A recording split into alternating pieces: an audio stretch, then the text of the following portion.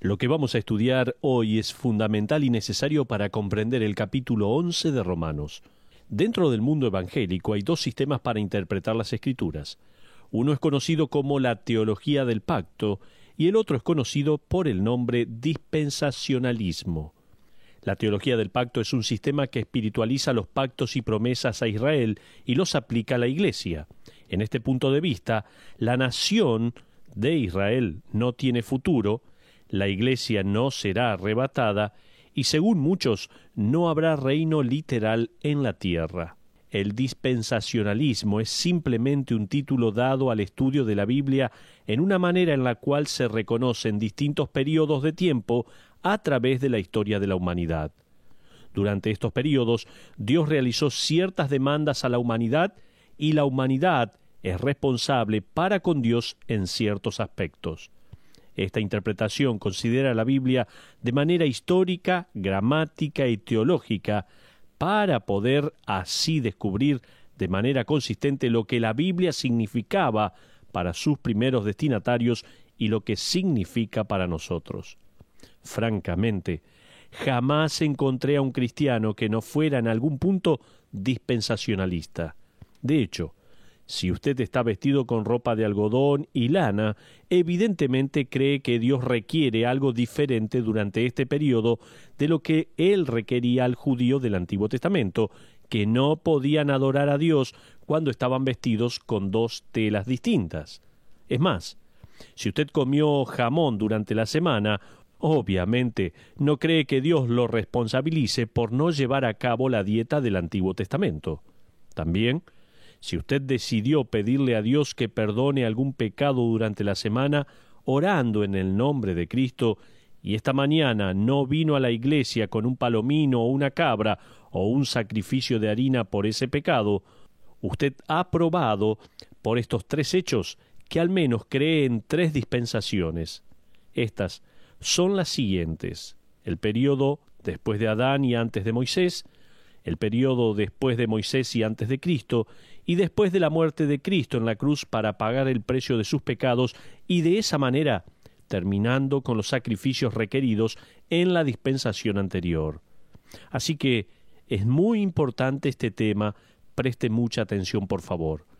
A esto agréguele el hecho que Pablo utilizó la palabra griega oikonomía para referirse a una futura dispensación de administración bajo la autoridad de Dios, de la cual estoy seguro que usted sí cree, al escribir lo siguiente en Efesios 1, 9 y 10, donde leemos la palabra de Dios que dice: dándonos a conocer el misterio de su voluntad, según su beneplácito, el cual se había propuesto en sí mismo, de reunir todas las cosas en Cristo en la dispensación del cumplimiento de los tiempos, así las que están en los cielos como las que están en la tierra.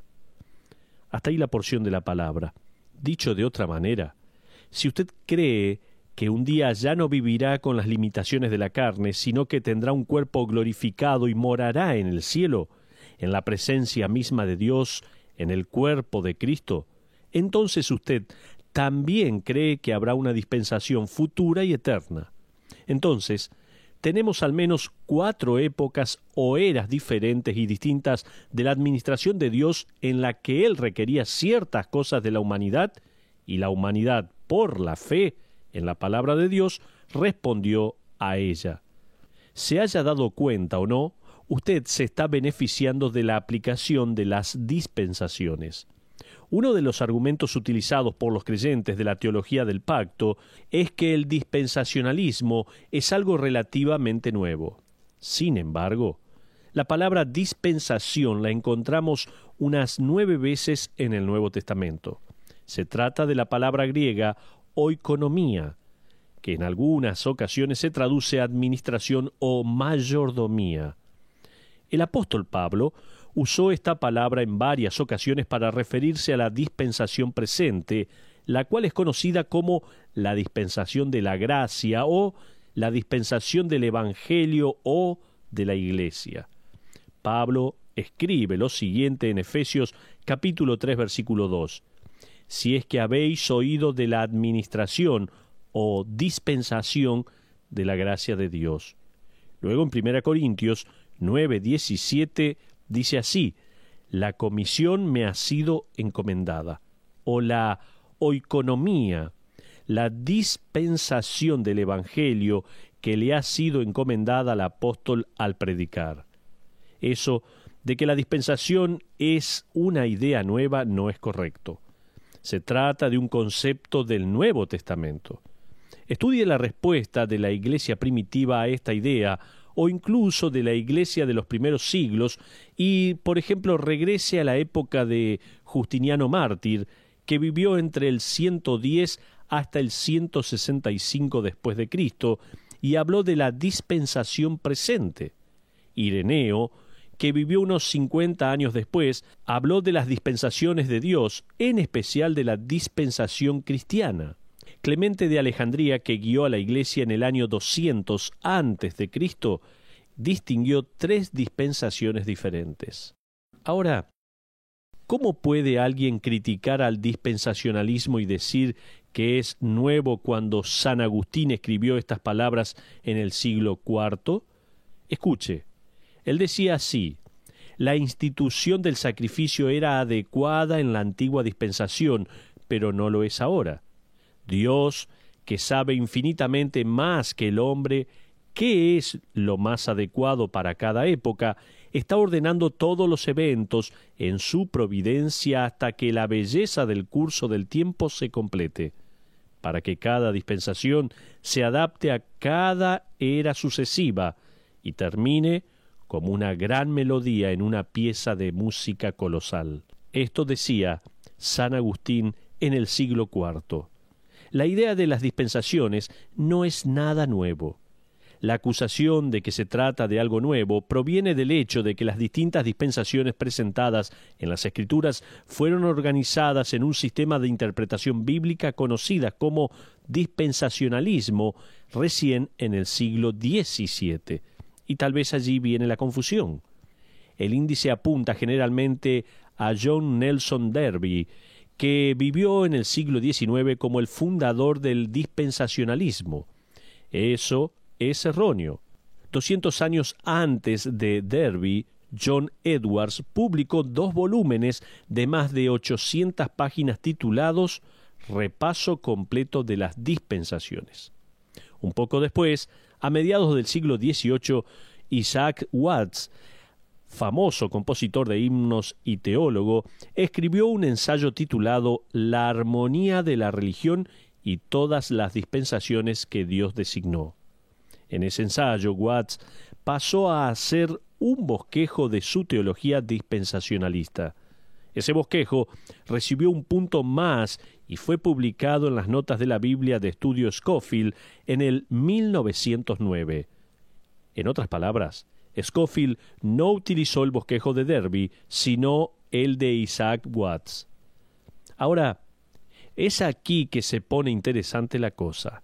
Los teólogos del pacto rechazan el dispensacionalismo porque es algo nuevo, pero un estudio del desarrollo de la teología de los pactos revela que también ésta se organizó como un sistema para interpretar la Escritura por parte de un grupo de hombres claves, hombres como Johannes Consensius en el 1600 y Hermann Witsius, quien la popularizó en el 1700. Lo interesante es que tanto la teología dispensacional como la de los pactos se desarrollaron a 100 años de diferencia entre sí. En otras palabras, ambos sistemas fueron desarrollados al mismo tiempo en la historia de la Iglesia. Hoy nos preguntamos, ¿por qué tanto lío con sistemas de interpretación de la Escritura?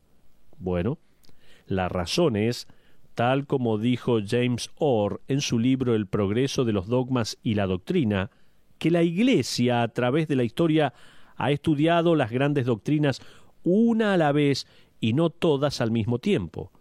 La Iglesia estudió apologética, la doctrina de Dios, la doctrina del hombre, la doctrina de Cristo, la doctrina de la salvación y finalmente, después de la Reforma, la doctrina de los eventos futuros. Así fue como la Iglesia estuvo estudiando diferentes doctrinas a lo largo de toda la historia. Para poder interpretar la profecía de manera específica, la Iglesia necesitaba un sistema de interpretación. Piénselo. Si usted piensa estudiar matemáticas, necesita un sistema de medidas, reglas y fórmulas. De la misma manera, para poder estudiar la profecía, la Iglesia desarrolló lo que se necesitaba, un sistema. Sin embargo, fueron dos los sistemas que se desarrollaron para interpretar la Escritura y las profecías, uno conocido como la teología del pacto y otro conocido como dispensacionalismo. Usted preguntará, ¿cuál es el correcto? La verdad, la respuesta a esa pregunta es otra pregunta. ¿Qué dicen las Escrituras? ¿Qué dicen las Escrituras en respuesta a preguntas como ¿habrá un rapto literal? ¿Habrá un reinado literal?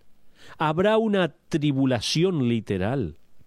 Creo que las Escrituras, tal como lo vamos a ver en un momento, apoyan al sistema de teología de interpretar la Escritura de forma literal, gramático e histórico, que conocemos como teología dispensacional. Ahora, permítame darle advertencia, y esto va para todos, sea usted dispensacionalista o pactista. Ambos sistemas son evangélicos. Ambos sistemas exaltan la gracia de Dios. Ambos sistemas exaltan a la Escritura. Ambos sistemas exaltan al Señor Jesús y su soberanía. En otras palabras, esto es como un debate familiar. Digo esto como recordatorio de que tenemos que ser cuidadosos de decirle a alguien que está equivocado por el simple hecho de que su teología en cuanto a las profecías sea más moderna que la de uno. El usar ese argumento contra los demás es caer en el mismo argumento que usó la Iglesia comúnmente contra la Iglesia evangélica.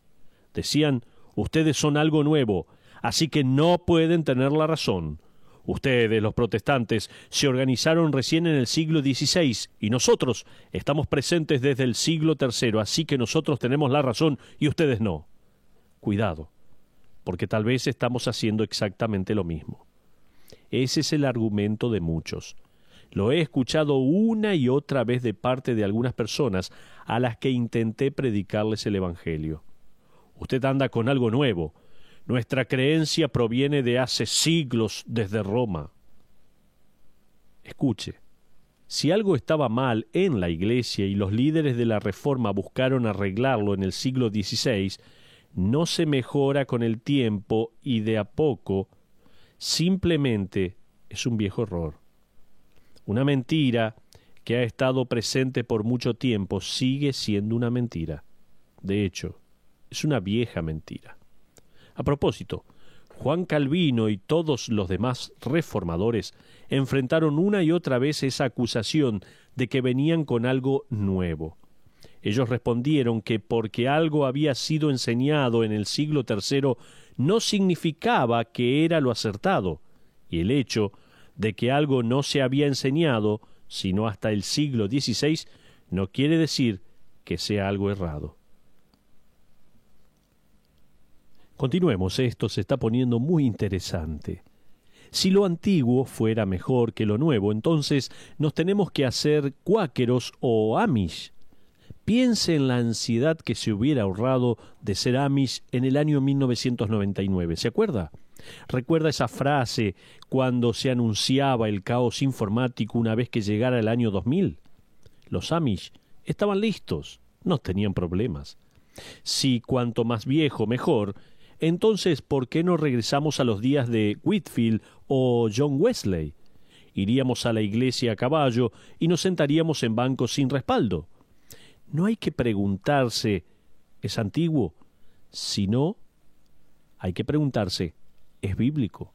A propósito, esa pregunta tiene que ver con mucho más que el dispensacionalismo o la teología de pactos.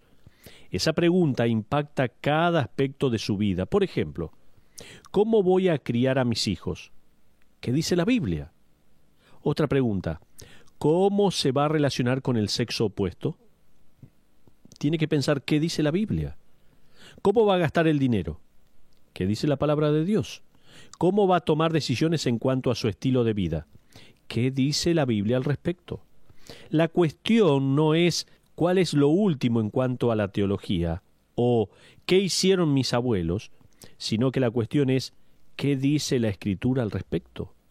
Ahora, en cuanto a estos dos sistemas de interpretación, la división clave entre la teología del pacto y el dispensacionalismo es el tema de Israel. La teología de pactos dice que Dios terminó con Israel como nación, que no hay futuro para la nación. La teología dispensacionalista dice que Dios no ha terminado con Israel y que hay un futuro para la nación de Israel.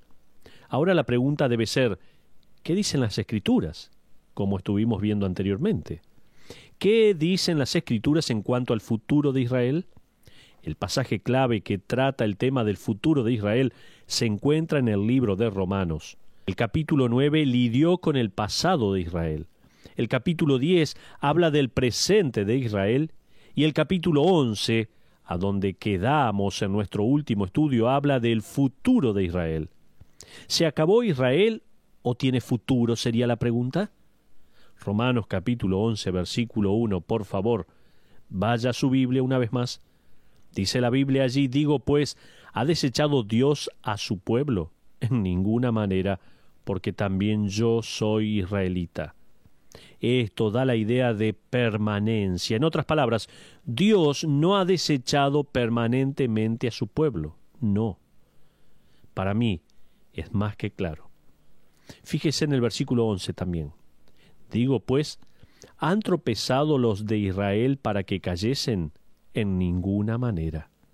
En otras palabras, la caída de Israel no es final. Su desobediencia no destruye el pacto que tenían con Dios y todas las promesas literales que se le habían hecho no se traspasan a la iglesia. Estas siguen siendo de Israel. Espero que quede bien claro esto. Fíjese en el versículo 25. Allí leemos, en la palabra de Dios, porque no quiero, hermanos, que ignoréis este misterio, para que no seáis arrogantes en cuanto a vosotros mismos, que ha acontecido a Israel endurecimiento en parte, hasta que haya entrado la plenitud de los gentiles. Hechos, otro pasaje, Hechos capítulo 15, versículo 14, leemos que Dios en este momento está tomando de entre los gentiles pueblo para su nombre. El endurecimiento de Israel es parcial, no total, y es temporal, no es permanente.